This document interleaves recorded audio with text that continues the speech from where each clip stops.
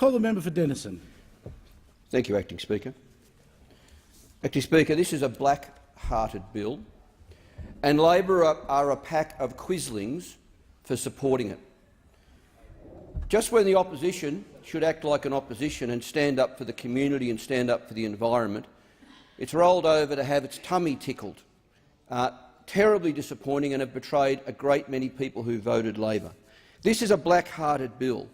Well might people come in here and talk about what a good bill it is. Well may the ALP come in here and say how they've amended it to ensure it's a fair bill, but it's not. Indeed, it contains 20 of the 24 original measures. I'll say that again. This bill contains 20 of the 24 original measures. It still cuts over $500 million from ARENA. It abolishes the family tax benefit Part A for some people. It cuts the supplement for new mothers. It cuts the energy supplement for some Centrelink recipients. It fails to clarify the future of dental care for the children of low-income families. Every way you look at this bill is not supportable, and I will not support it.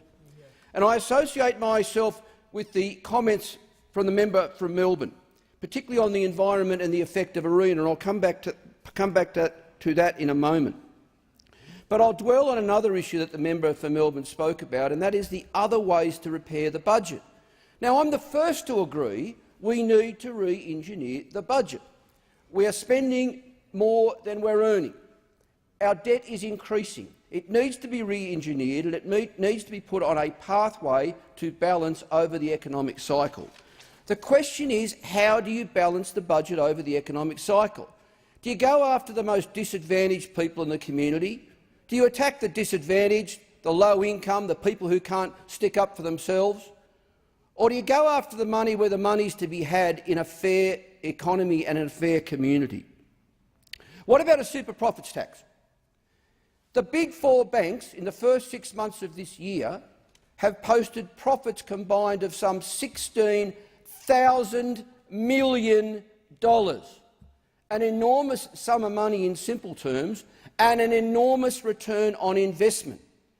Rather than a low-income person in the community who's doing it hard, rather than going after him or her or their family, why don't we go after the big four banks and say, you're doing all right, and you get a lot of support from the government and from this parliament. So when you're doing all right, pay a bit more tax. That would be the action of a fair government. That would be something for a decent opposition to support. What about high-wage earners? People like politicians. The sort of money we earn is an almost unfathomable amount of money for most people in the community. Why can't people like us pay a little bit more income tax? That'd be another way to help repair the budget. That'd be another fair act of a fair government. That would be something that a decent opposition could support. What about this bizarre capital gains tax discount? There is a lot of talk about negative gearing, but next to no talk about this bizarre arrangement where after a very short period of time that people get this inexplicable discount on their capital gains tax. Now, yes, I do acknowledge the Labor Party's had something to say on this, and that's good, But what's the government done about it? Nothing. Absolutely nothing. These are all the sorts of areas where we can gain additional revenue. And then we can turn our mind to expenditure. It's very timely that just in recent days a report has been released by a number of organisations, and they have found that the cost of mandatory detention, offshore processing, turnbacks and the failed Cambodia resettlement has been almost $10,000 million just in the last 3 years. Yes, that's right, Acting Speaker. $9.6 billion to pay for our response to asylum seekers just in 3 years, and forecast to be another $5.7 billion, that's $5,700 million over the next 4 years. So, in other words, almost $16 billion just to respond to people who are fleeing for their life and who are coming to our shores asking for protection or seeking protection.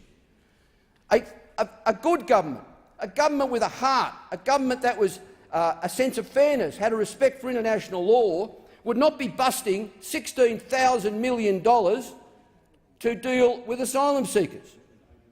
That's one area of expenditure which could be reined in immediately, starting with the closure of the Nauru Immigration Detention Centre for a start. And what about our defence build-up? Now, I don't think I can be called a dove. I served this country in uniform for 20 years, and I served in the intelligence community for some years after that.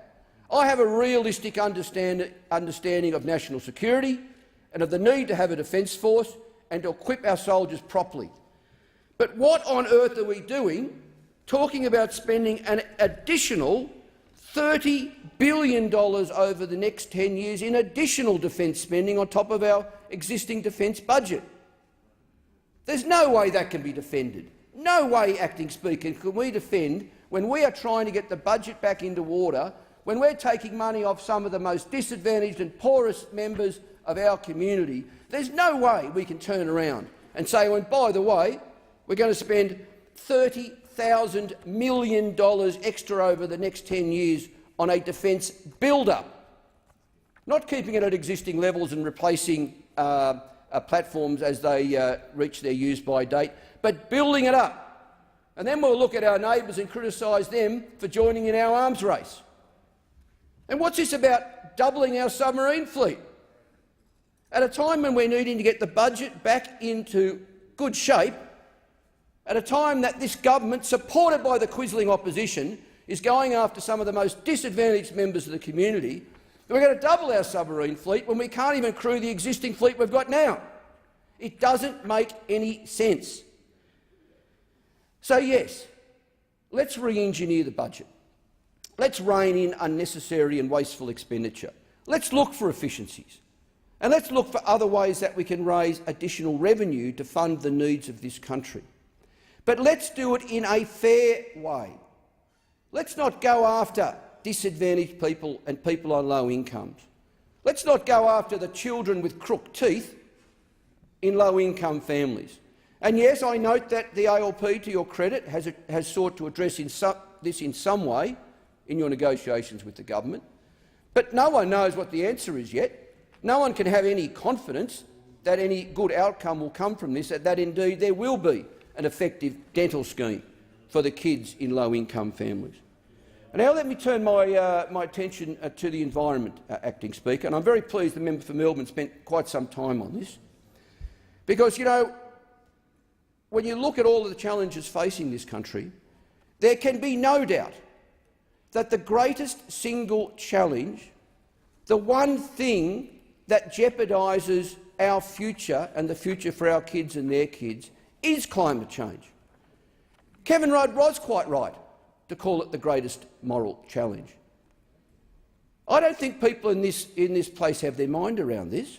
I think too many people in this place still think that climate change is, quote, crap, unquote, or they do believe in it and they don't understand the enormity of the problem and of the challenge that faces us, or they understand it a bit, but they like to just say the right thing now and then just to keep the community happy. I don't think, as a parliament, we get it. I don't think we understand the changes that are coming our way in our lifetime and the changes that are coming the way of people right around the world, and in particular in many countries in our region, and for the need to do everything in our power to deal with climate change. And yes, let's set ambitious goals.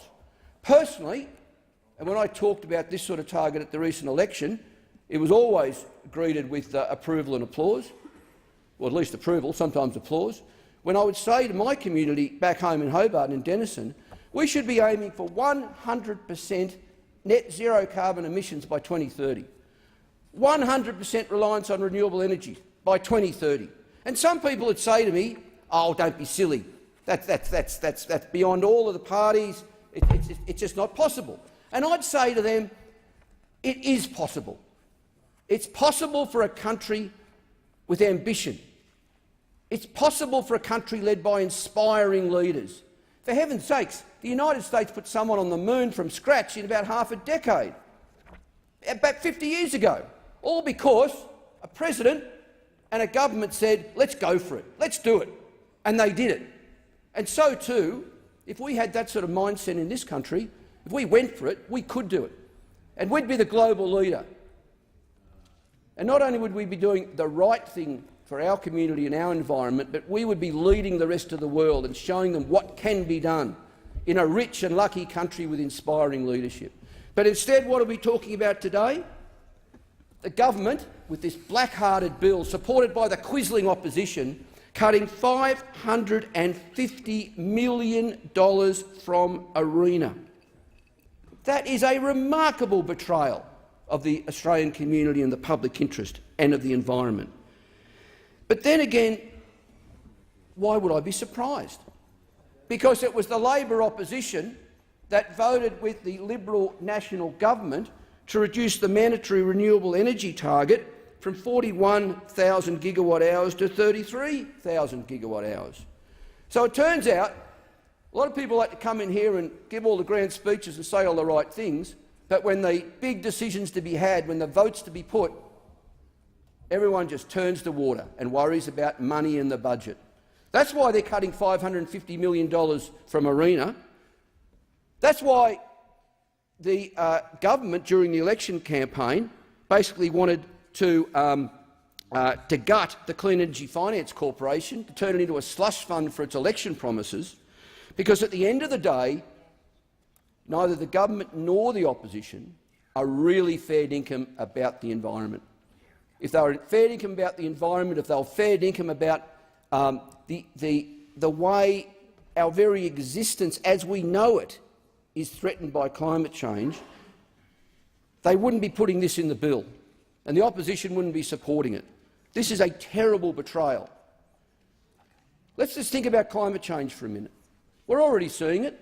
We're already seeing in Australia more extreme weather events more often, and that will become more and more commonplace.